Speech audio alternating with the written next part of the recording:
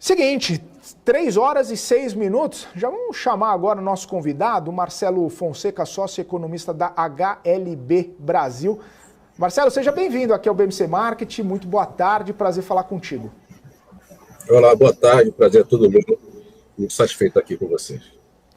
A satisfação é nossa. Marcelo, eu quero já pegar esse gancho. Eu estava falando sobre reunião da OPEP, sobre essa movimentação no barril de petróleo. A gente sabe, né, que grande parte do cenário de inflação ou até mesmo um arrefecimento na inflação perpassa aí pelo preço da commodity. O preço atual e a movimentação do petróleo e as expectativas, né, por corte de preço nas refinarias por parte da Petrobras tem movimentado as expectativas, inclusive, em relação à inflação aqui no Brasil, que está cada vez mais comportada. A gente viu isso ontem no IPCA 15 e a gente tem visto também grandes perspectivas de que a inflação siga dentro desse teto da meta e cada vez mais convergindo para baixo. É um tema que talvez a gente já possa dar como superada essa questão inflacionária, está comportado, vai permanecer desse jeito, ou é sempre bom ficar monitorando, ficar de olho para não desancorar expectativas? Não, acho que a inflação a gente tem que estar sempre de olho, eu acho que não pode... já vencemos a batalha, vamos deixar de lado.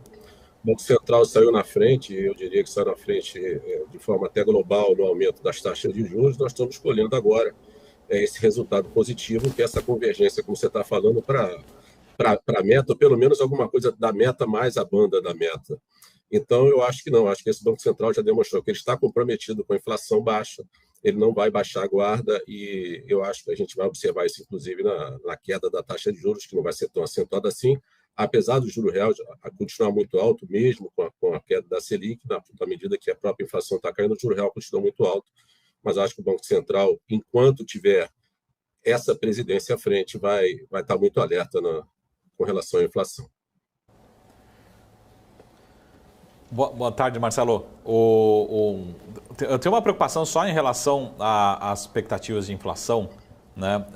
O que esse efeito fiscal, essas decisões fiscais, poderiam contaminar não só as expectativas, mas a inflação de 2024. Né? Um exemplo aqui, por exemplo, é a questão da desoneração da folha, né? Que ainda tem uma possível mudança, né? Mas a gente sabe que isso vai ser talvez um impacto importante nas empresas, sobretudo no setor de serviços, e como isso poderia chegar no consumidor final. As empresas provavelmente não vão absorver esse custo para elas, vão repassar isso para os seus produtos, para os seus serviços. O quanto desses efeitos, esse é só um exemplo, né? Mas o quanto desses efeitos fiscais poderiam contaminar as expectativas de inflação para 2024? Eu acho que é exatamente, Marco, exatamente isso que o Banco Central observa, né? Toda a questão fiscal, tudo que envolve o arcabouço, porque o que você colocou aqui nada é um subproduto de tudo que acontece no arcabouço fiscal, onde o governo vai tentar entregar as suas metas através do aumento da receita, sem mexer muito nas despesas, né? Aí ele começa realmente a ficar atrás de desonerar a folha, que iniciou lá atrás, inclusive, com o governo do PT, mas depois foi passando por outros governos esse ano, sempre empurrado para frente esse problema. Mas você viu o governo desonerando, indo contra a desoneração da folha, até taxar a compra de $50 na internet. Quer dizer, esse governo vai realmente tentar buscar tudo que ele tem em termos de receita, na medida que ele não consegue mexer na despesa. Como essas receitas, parece que muitas delas podem se frustrar, eu acho que isso realmente coloca uma sombra sobre a questão da inflação. Sobretudo, como você colocou agora, se de uma hora para outra esses 17 setores, se não me engano, 16 ou 17, voltarem a pagar aquele valor muito alto com relação à folha de pagamento, porque todo mundo paga, por sinal, provável até que numa economia fechada como a nossa, os preços serão elevados. Então, eu acho que o Banco Central está com isso no radar, não resta dúvida nenhuma. Ô Marcelo, a gente tem comentado bastante, né? Inclusive no último bloco conversei aqui com o Saravalli sobre projeções de casas, de bancos estrangeiros a respeito da economia do Brasil, principalmente sobre o fechamento do juro, né? A queda na taxa de juros. Para o ano que vem, já estão precificando ali cerca 9,5%, 9,75%. E agora há pouco, né, hoje mesmo, a própria OCDE sugeriu que em 2025 o juro aqui no Brasil pode chegar a 7,5%, 7,8% nas projeções deles, né? Mas queria entender um pouco desse movimento, né? desse espaço que a gente está conquistando na queda dos juros, né? O ambiente está propício para a gente chegar nesses patamares. De repente, 2025 nesse patamar seria muita coisa, seria aguardar uma melhora no ambiente demasiada ou rumando, né, com a inflação mais comportada, rumando com o crescimento, rumando, inclusive com um cenário externo, né, mais tranquilo, a gente conseguiria chegar nesses patamares? Como que a gente chegaria nesses patamares?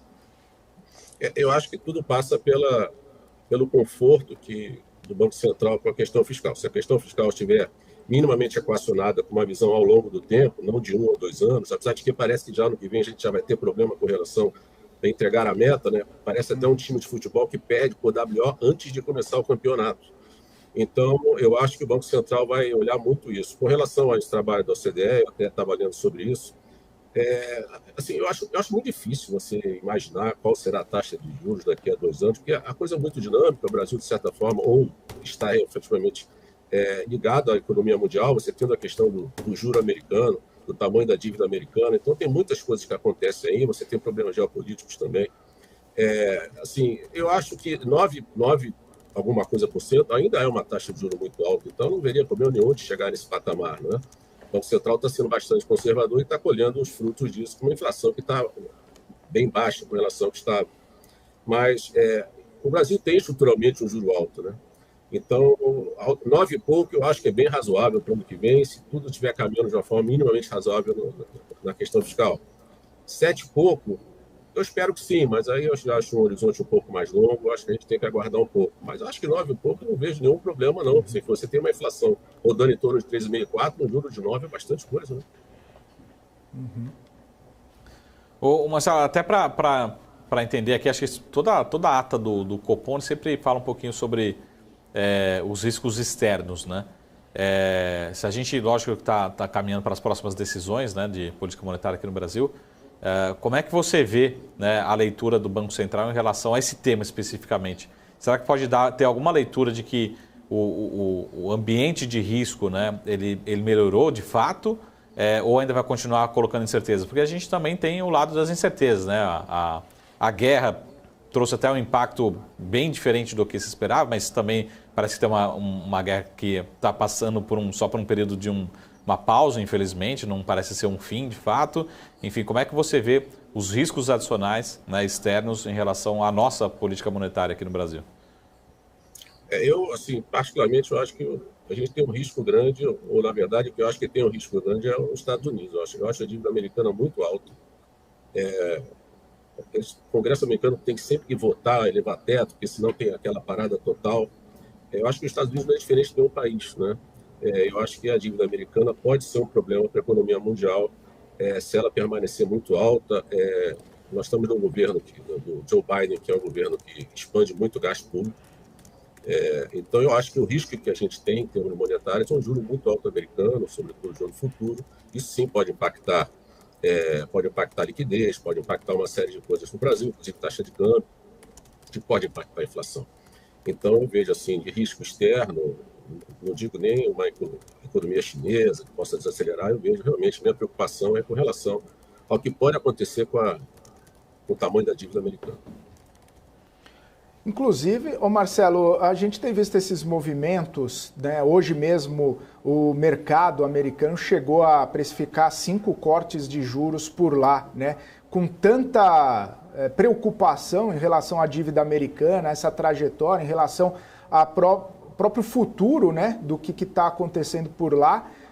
Não seria otimismo demais não precificar esse nível de corte de juros? Agora voltou para 4, mas mesmo assim, né, com uma inflação ainda elevada, com uma economia ainda resiliente, com essa trajetória da dívida, os Estados Unidos não criaram um ambiente tão propício assim para esse otimismo, ou criaram? Eu acho que não. Eu acho que o Jeremy Powell já deixa sempre claro que ele está com foco em 2%. O problema dele é entregar 2%. Eu acho que ele não está muito preocupado com o problema fiscal. Ele nem fala muito. Olha, o meu negócio é entregar 2% e a secretária do Tesouro ela tem que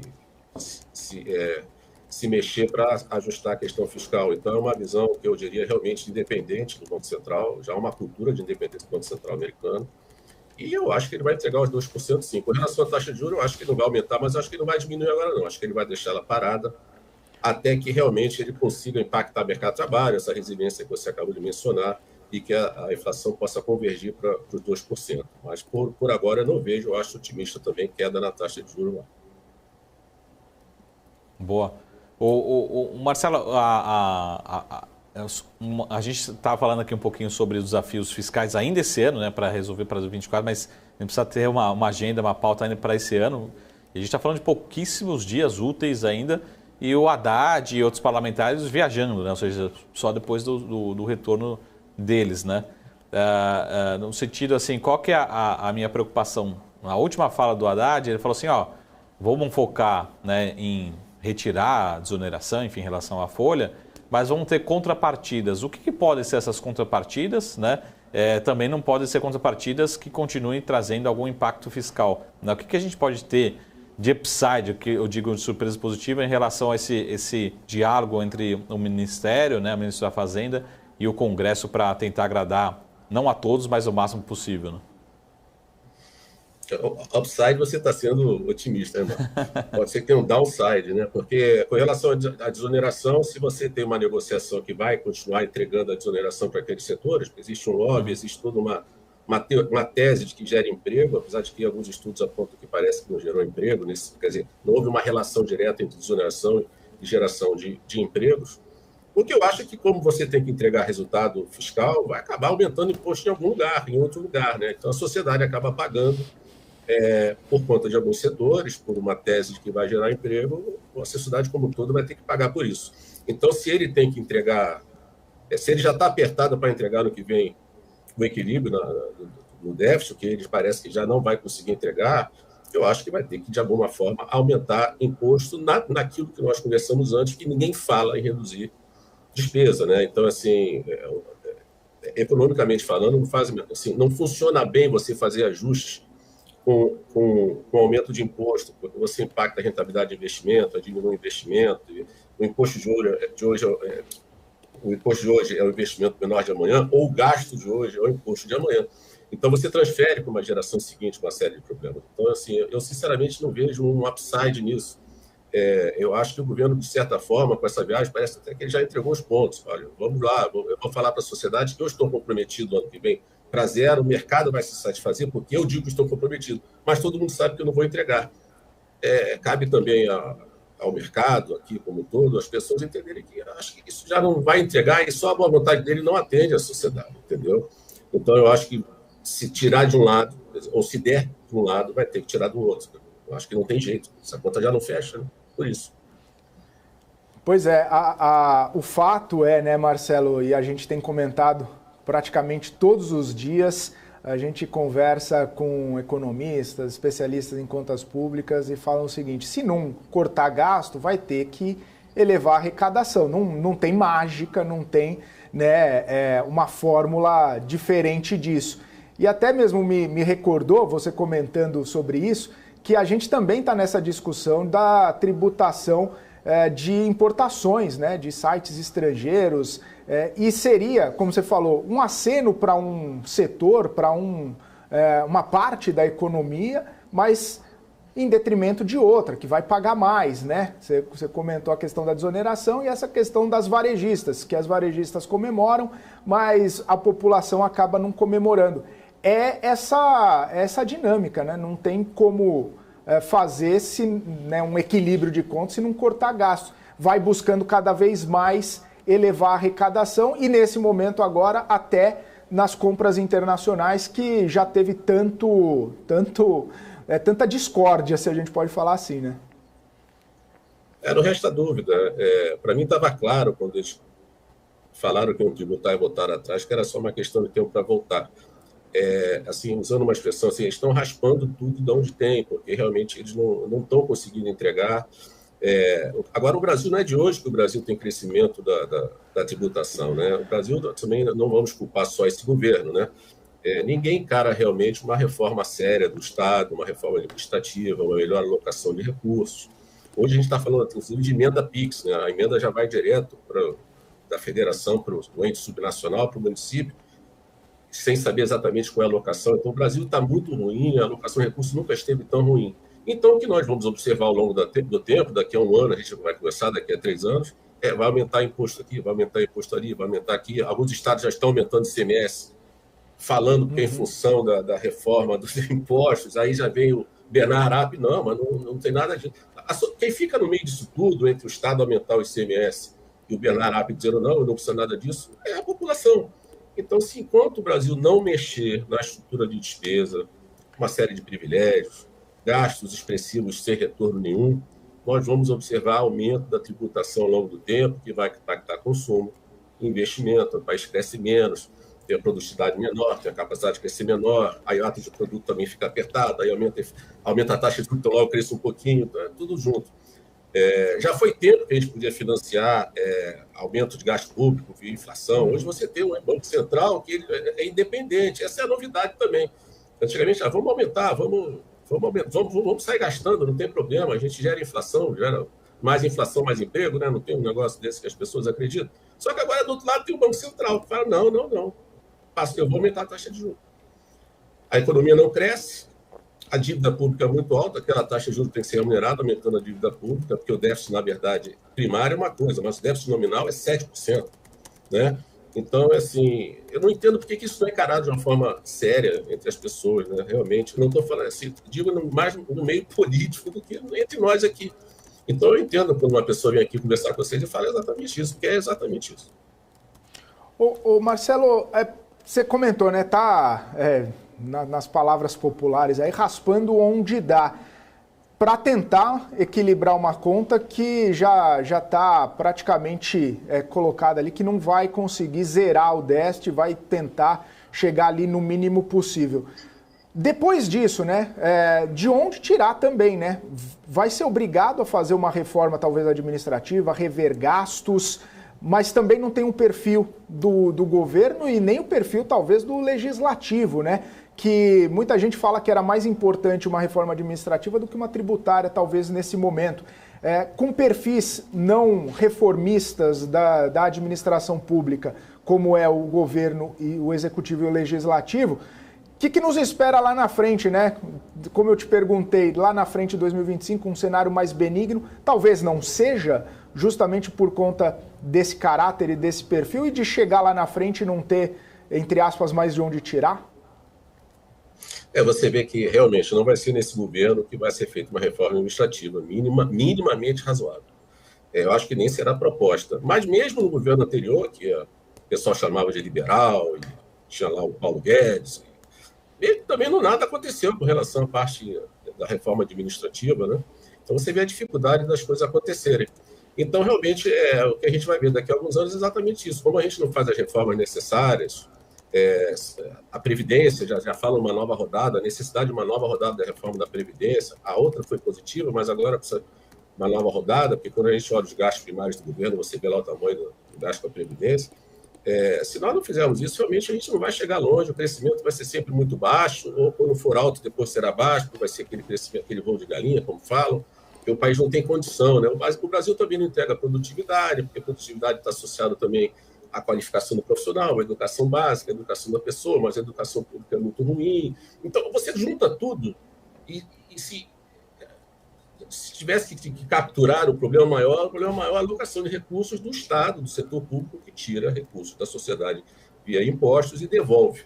Eu acho que se a gente pudesse capturar o problema principal, são muitos, não resta dúvida nenhuma que é a gestão pública. Já não é de hoje também, para ser justo. O Marcelo, até você comparou com o governo anterior, e a gente compara um pouco os ministros, né? Como você falou, Paulo Guedes e o Haddad agora na atual gestão. Você acha que tem alguma comparação, eu digo assim, principalmente em relação à proximidade do Congresso, né? Porque talvez tenha esse jogo político muito importante, né? Como é que você vê essas duas gestões olhando para a parte econômica de fato, né? O que poderia ser feito? Porque também a gente teve reformas importantes, né, duras, que foram implementadas no governo anterior, e fica essa percepção, né? Você acha que é válida ou tem alguma crítica em relação a essa comparação entre os dois ministros, o atual e do governo anterior? Eu acho que em favor do ministro atual é o jogo dele político, que é muito melhor que do Paulo Guedes. O Paulo Guedes não tinha um traquejo político, o Paulo Guedes era uma pessoa de mercado, né? E ele não tinha esse traquejo político, ele vinha numa linha um pouco também de confronto como a do presidente Bolsonaro. O Haddad é um político, o Haddad tem um perfil PT, PSDB, ele é uma pessoa agradável, isso tudo ajuda muito. Mas, por outro lado, você vê a dificuldade que ele tem em um momento onde o Congresso é muito forte, onde você tem quase que um primeiro-ministro na figura do presidente da Câmara dos Deputados, né? Então tem que agradar o tempo todo e as pautas eles que colocam. Então, assim, o trabalho dele não é fácil. Eu não digo que o trabalho dele seja fácil. Mas a visão econômica do Haddad, de certa forma, vai capturar um pouco da visão econômica, enquanto como funciona uma economia, do PT, né? É uma visão que eu, particularmente, não acho que seja uma visão razoável, né? Então, eu acho que ele tem a favor dele esse traquejo político, essa relação mais amistosa. Mas, por outro lado, ele tem uma visão da economia, que é uma visão de expansão de gasto para aumentar a demanda agregada, porque vai crescer, enfim. Eu realmente vejo de outra forma isso, né? Então, mas é isso. Eu acho que não é tudo de ruim. Mas é uma figura mais política do que técnica, não resta dúvida. Maravilha. Marcelo, obrigado por estar aqui com a gente, obrigado pelas análises, obrigado por esse papo bem bacana que você teve com a gente aqui no BMC Market. Uma ótima quarta para você, até uma próxima. Muito obrigado pelo convite, um abraço a você. Até logo, tchau. Tchau, tchau. Marcelo Fonseca, sócio e economista da HLB Brasil.